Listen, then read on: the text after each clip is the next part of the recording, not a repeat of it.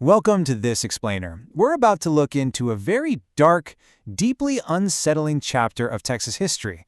It's a story that begins in a perfectly idyllic suburb, completely masked in Sunday school normalcy, and it ends in a grisly 1980 murder that defied absolutely all legal logic. So, settle in, prepare yourself, because today we are investigating the terrifying true story of Candy Montgomery and Betty Gore. Here is the chilling question we really have to answer today. How do you confess to a 41-blow axe murder and walk away completely free? I know, the premise sounds absolutely impossible. It sounds like pure fiction, but the events we're about to examine are entirely real, and they will likely chill you right to the bone. To properly cover this, we're splitting this explainer into two distinct halves. Let's start with part 1, the Bloody Friday. Our story begins in the small, quiet town of Wiley in Collin County, Texas. The year was 1980. Candy Montgomery, who was 30 years old at the time, had moved to the area in 1977 with her husband Pat.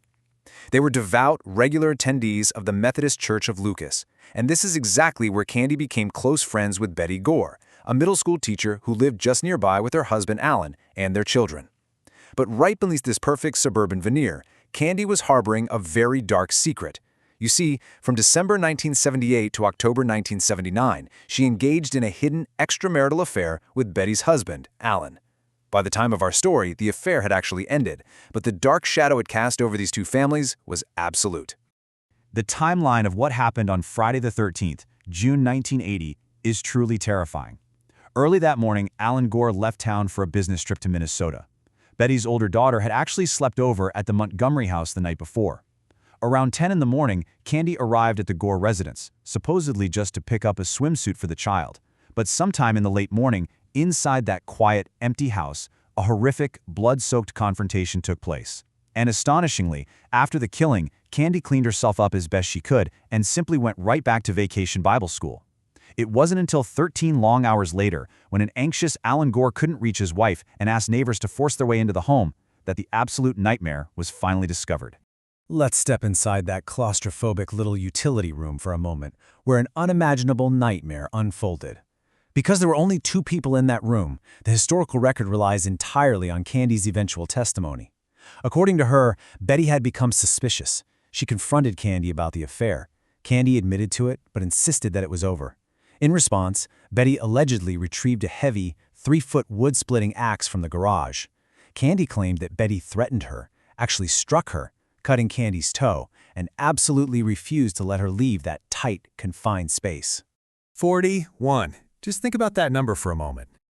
That massive number was the exact number of times Betty Gore was struck with that heavy wooden axe. The crucial point here is understanding the sheer visceral horror of the crime scene that investigators walked into. They found 41 total chop wounds on Betty's body. The autopsy revealed a deeply horrifying detail. 40 of those blows occurred while her heart was still beating.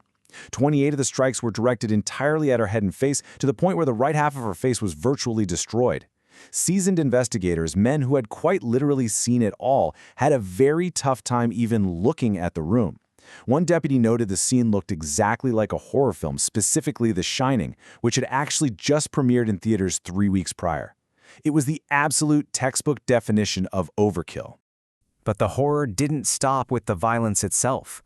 While Betty Gore lay mutilated in the utility room, her 11-month-old baby, Bethany, was left in her crib in another room. Candy Montgomery just walked away from the house, leaving that infant entirely alone. For 13 agonizing hours, the baby remained there. When neighbors finally broke in that evening, they found the child awake, crying, completely dehydrated, and covered in her own feces.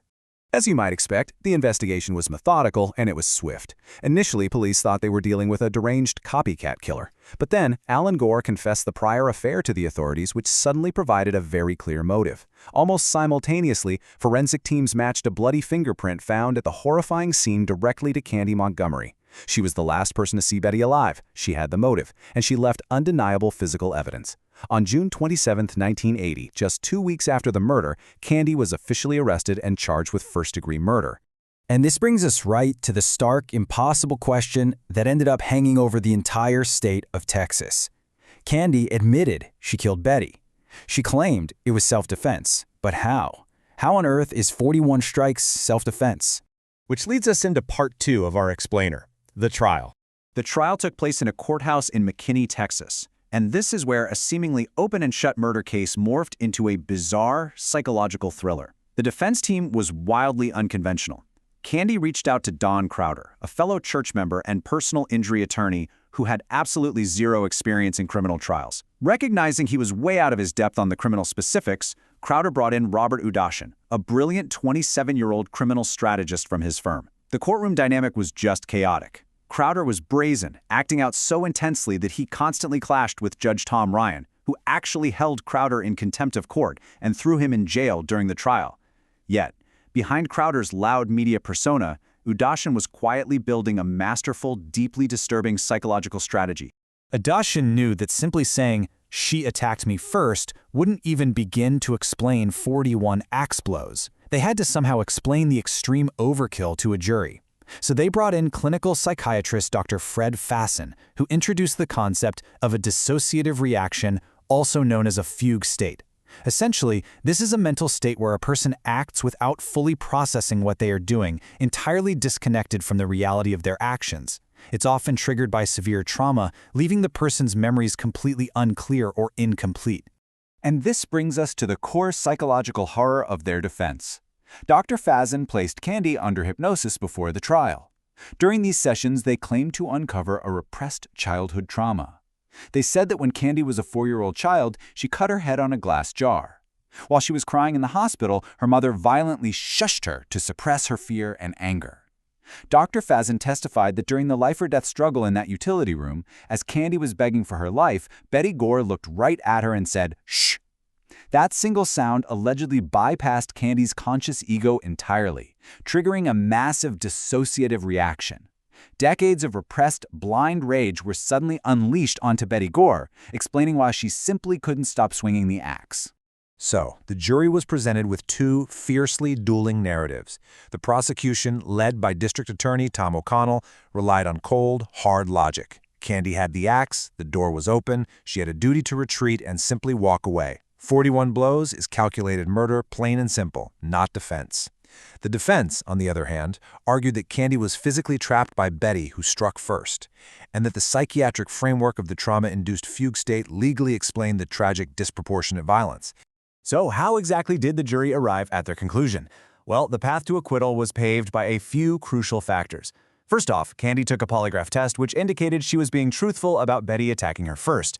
Second, and this is highly important, Texas law at the time placed the heavy burden of proof on the prosecution to disprove the self-defense claim beyond a reasonable doubt once it was raised. The state had to prove she didn't fear for her life in those initial moments. The jury, which consisted of 9 women and 3 men, absorbed this incredibly complex web of law, psychology, and gore. And their deliberations were shockingly brief. They lasted a mere 3 to 4.5 hours. On October 30th, 1980, Judge Tom Ryan read the verdict into the record. Candy Montgomery was found not guilty of murder, and she was also found not guilty of the lesser charge of manslaughter. Inside, the courtroom sat in stunned, absolute silence. But outside, the reality of the verdict was setting in. A furious crowd had gathered around the courthouse. As Candy Montgomery exited, heavily guarded due to death threats, the crowd chanted in unison, "Murderer, murderer." The public was completely outraged. Betty Gore's devastated father, Bob Pomeroy, spoke to the press, stating somberly that they would never truly know what happened in that room. The justice system had spoken, yes, but the community felt entirely betrayed. The dark shadow of that Friday the 13th, it followed everyone long after the trial ended. The aftermath completely reshaped their lives. Candy and her husband Pat fled Texas, relocating to Georgia, and they divorced 4 years later. Candy assumed her maiden name, Candace Wheeler, and shockingly, she actually went on to become a mental health counselor and family therapist. Alan Gore quickly married a church organist, but soon divorced, and Betty's grieving parents ultimately adopted the 2 young girls. The tragedy also deeply affected the defense. Attorney Don Crowder, the man who won this impossible case, later struggled severely with depression, alcohol, and cocaine abuse after the death of his brother. Tragically, he committed suicide in 1998 on his 56th birthday. Shortly after the trial, Candy Montgomery spoke to reporters, uttering this exact quote, "I want to get all this behind me and be normal again."